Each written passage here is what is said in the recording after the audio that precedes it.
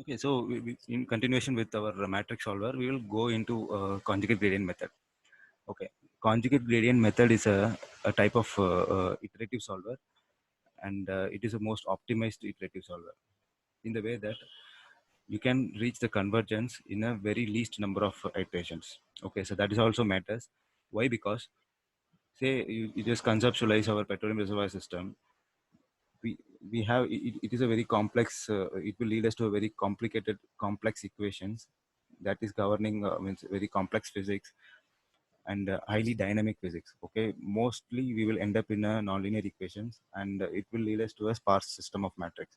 So you have to solve that matrix. For that, one of the most widely used method is CG or conjugate gradient method. How it proceeds is, means in the earlier example we have seen iterative solver, right? In the iterative solver, you make an assumption and substitute that assumption here, and then again calculate the value. Okay, if my assumption is correct, my assumed value and the computed value should be equal. If not, what we do in the second iteration, assumed the computed value now. The value which we computed is our assumption for the second iteration, and substitute the assumed value here again, and then you get another computed value. If the assumption made in the second iteration is correct, and this will match with the computed value will be matching. So that's how it will try to reach the convergence. Okay, so it means this is the idea. If you visualize it, how it will be is, say for example, x is the exact solution for a system of equation. X is the exact solution, and you make an assumption x0 is your initial assumption. By the conventional iterative solver,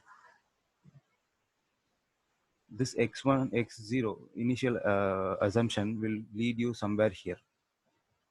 Okay, and it is not equal to the initial assumption, and it is not the exact solution also, and so you have to go for the next iteration.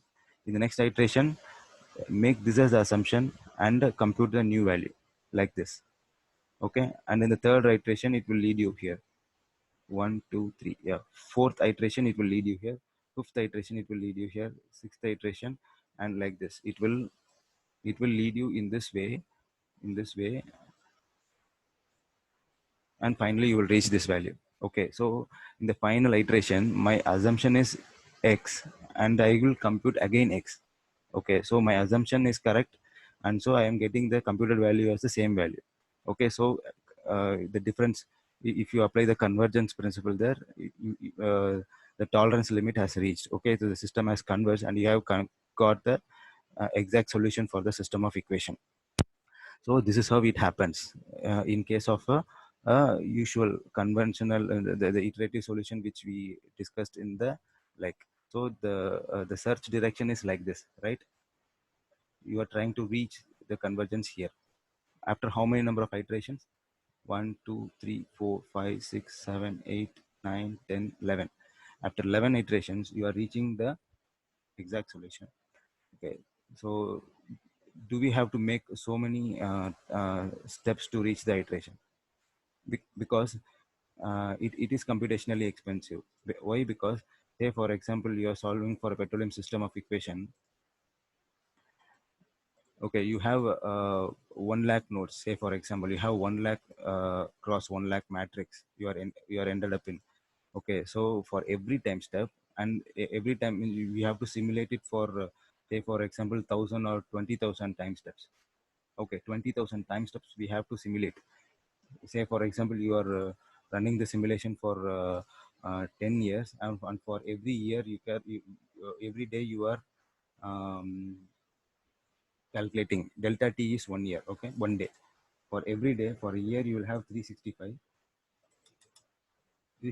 simulations, time steps you have to make. And for 20 years or 10 years, say for example 20 years, so you have to make 7,300 time step calculations. And within every time step calculation, if the matrix is taking another 20 or 30 iteration steps to converge, and see how much computational time it will consume. So it is computationally expensive. So we do not want to make the conventional way of solving it. Okay, so we want an optimized way of solver that reaches the exact solution at the earliest. Okay, so that's the idea. That's a necessity of conjugate gradient method. Okay, so the idea is just conceptualize that you are in a top of a hill. Okay, you are in a top of a hill station and you want to reach the ground. So how do we proceed is our roads and everything are laid in such a way that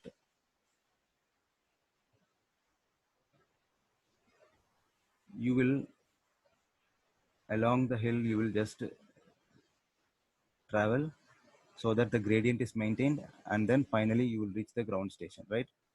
So this is what our conventional iterative solver is.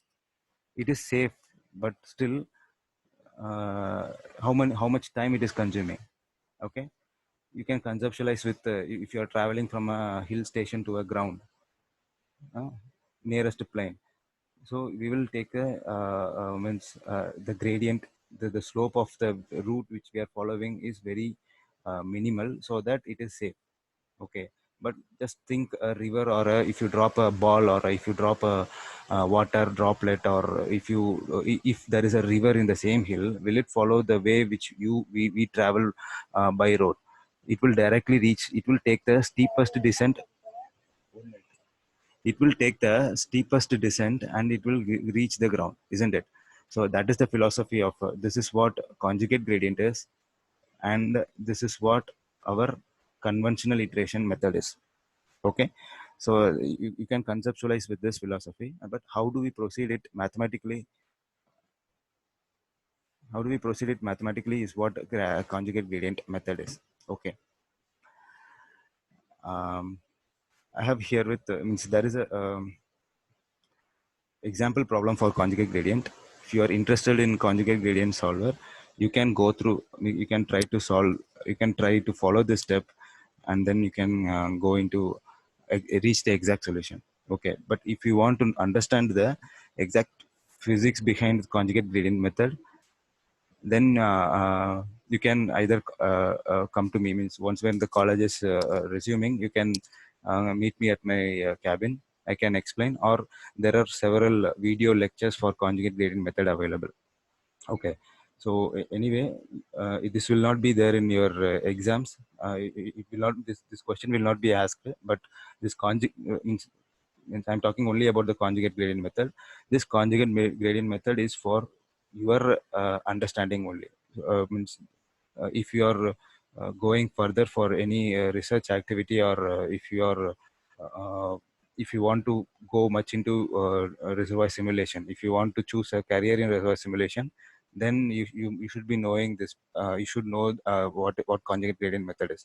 So that's why it is taken. But how do we do that? Okay, that's the mathematical part is again is there. Okay, so f of x, let f of x be the quadratic form of the equation. The quadratic form is like this. The quadratic form of any matrix A is like this. Okay, x transpose Ax. Okay, so this will lead you to a quadratic equation. Okay, the first derivative of this quadratic equation is the slope of, will give you the slope, and which is a vector, and conjugate to that vector is the normal to the tangent, isn't it? And that normal to the tangent will lead you to the exact solution. So that is the search direction here. Instead of rather than the conventional method wherein your search direction is in this way. In this way, the conjugate to the gradient vector will give you the steepest descent from here to here, right? And from here to here. So in two or three, the minimal number of iterations, we will reach the convergence. So that is the ideology of conjugate gradient method. Okay, so that's how it is done. Erase it.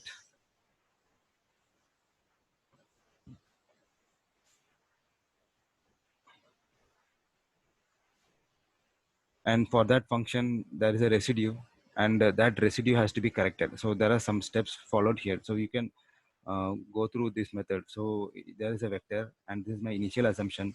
From the initial assumption, we make a we calculate the residual value, and the residual value, using the residual value, you make this mathematical steps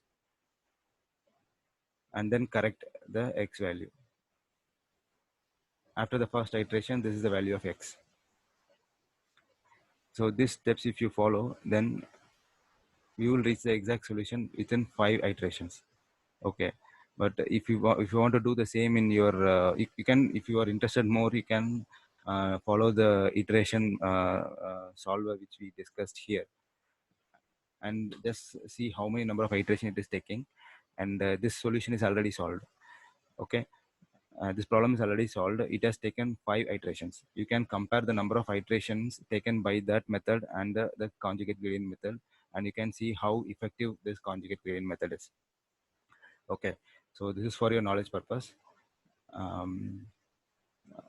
I think we can conclude. There are other matrix solvers also, like BiCG stab, and for each one for a specific type of matrix, and it is applicable for that type of matrix only. Okay, so this conjugate gradient is applicable for positive definite, sparse matrix, and symmetric matrix.